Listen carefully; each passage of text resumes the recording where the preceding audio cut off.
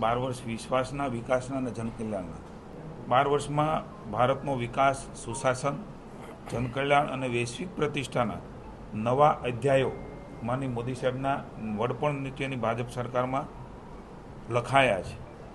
2014 પહેલાં આપણે સૌ જાણીએ છીએ કે સરકાર હોવા છતાં ભ્રષ્ટાચાર, નીતિગત નિષ્ક્રિયતા અને આર્થિક મંદી જેવા પડકારો એ શાસકો સર્જિત પડકારો હતા. માત્ર અણાવડત નહીં, પણ કેટલાય મંત્રીશ્રીઓ એ જેલમાં જાય, કોર્ટ હુકમો કરે, આ પ્રકારની સ્થિતિ એ આપણે ભૂતકાળમાં માનની મોદી સાહેબ પહેલાં આપણે જોઈ છે. માનની વડાપ્રધાનશ્રીના દૃઢ નેતૃત્વથી દેશને નવી દિશા મળી.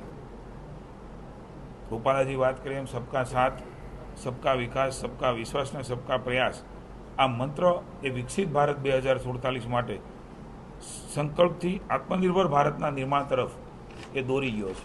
મને કહેતા આનંદ થાય છે કે અનેકવિધ સીમાચુંબી કામો માનની મોદી સાહેબના સફળ નેતૃત્વની અંદર દેશની 140 કરોડની જનતા અને રાજ્યની જનતા એમના આશીર્વાદ થકી સંભવ બન્યું છે. અવિરતપણે એક નેતૃત્વ ઉપરનો ભરોસો, કદાચ આઝાદીના ઇતિહાસ પછી, અટલજી પછી કોઈ વડાપ્રધાન ઉપર આ પ્રકારનો ભરોસો હોય તો માત્ર ને માત્ર મોદી સાહેબ ઉપર એ ભરોસો વ્યક્ત કર્યો છે. ન માત્ર મતથી, જ્યારે દેશમાં સંકટો આવ્યા, પરિસ્થિતિ ઊભી થઈ, ત્યારે માનની મોદી સાહેબની પડખે સમગ્ર દેશ ઊભો રહ્યો છે. ત્યારે હું સમગ્ર ગુજરાતવાસીઓનો અને દેશવાસીઓનો પણ આ વિકાસના 12 વર્ષ, સફળતાના 12 વર્ષ, એમાં રાજ્ય અને દેશની જનતાનો પણ જેટલો આભાર માની એટલો ઓછો છે. સરદાર સરોવર ડેમ અહીંથી રૂપાલાજી ઉલ્લેખ કર્યો છે. 17 દિવસમાં મંજૂરી આપી અને રાજ્યની ખેડૂતો માટે, સિંચાઈ માટે, પીવાના પાણી માટે સૌની યોજનામાં આજે અહીંયા ડેમ ભરાઈ રહ્યા છે.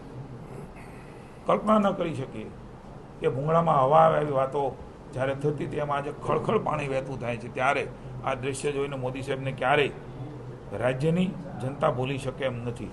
ગુજરાતમાં અનેકવિધ અલગ પ્રકારની ભેટો, ફૂડ રોયલ્ટી, એ પણ વિવાદ વર્ષો સુધી ચાલ્યો, તરત જ ઉકેલીને રાજ્યને એમની રકમ લગભગ 800 કરોડ રૂપિયા એ પણ આપવામાં આવ્યા. સ્માર્ટ સિટી મિશન, હું રાજકોટમાં બેઠો છું, અમદાવાદ, સુરત, વડોદરા, રાજકોટ અને ગાંધીનગર અને દાહોદની એમાં પસંદગી થઈ. મુંબઈ અમદાવાદ બુલેટ ટ્રેન, મિત્રો, જાપાનના ભૂતપૂર્વ PM સ્વર્ગસ્થ શિન્ઝો આબેની ઉપસ્થિતિમાં આ હાઈ સ્પીડ રેલ પ્રોજેક્ટ, આપણે કલ્પના ન કરી શકીએ કે આ પ્રકારની રેલવે ભારતમાં હોઈ શકે અને ભારતમાં ગુજરાતમાં હોઈ શકે. આની પણ એક મોટી ભેટ પ્રથમ રેલવે યુનિવર્સિટી, એ પણ આપણે ગુજરાતને માની મોદી સાહેબના નેતૃત્વમાં મળી.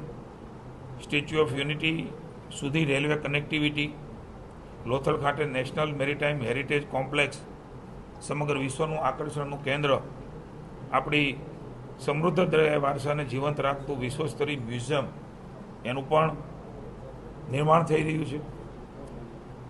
GFSU અને RSSUને રાષ્ટ્રીય દરજ્જો આપવાનું પણ કામ એ માનની મોદી સાહેબના નેતૃત્વમાં લાઇટ હાઉસ રાજકોટમાં બેઠો છું.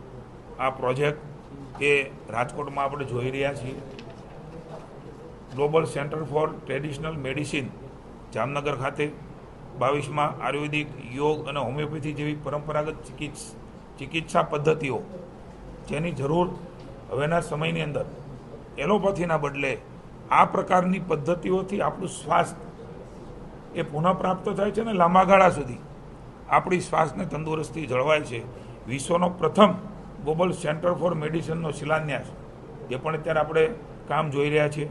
Taranga hill, Ambaji Abu railway line, મિત્રો, આપણા સૌની આસ્થા અને શ્રદ્ધાનું કેન્દ્ર, ચાહે ભારતભરના અને ગુજરાતભરના, એ સોમનાથ હોય, પાવાગઢની મહાકાળી માતાનું ધજાની વાત હોય, દ્વારિકાની વાત હોય, અંબાજીની વાત હોય, સમગ્ર ભારતભરમાં આપણે વાત કરીએ તો એ કાશી વિશ્વનાથ હોય, ઉજ્જૈન મહાકાલ હોય, આ પ્રકારના આપણી આસ્થા અને શ્રદ્ધાના કેન્દ્રોમાં સમગ્ર લોકોને અલગ અલગ રીતે કનેક્ટિવિટીથી જોડવાનું એક ભગીરથ કાર્ય એ પણ થયું.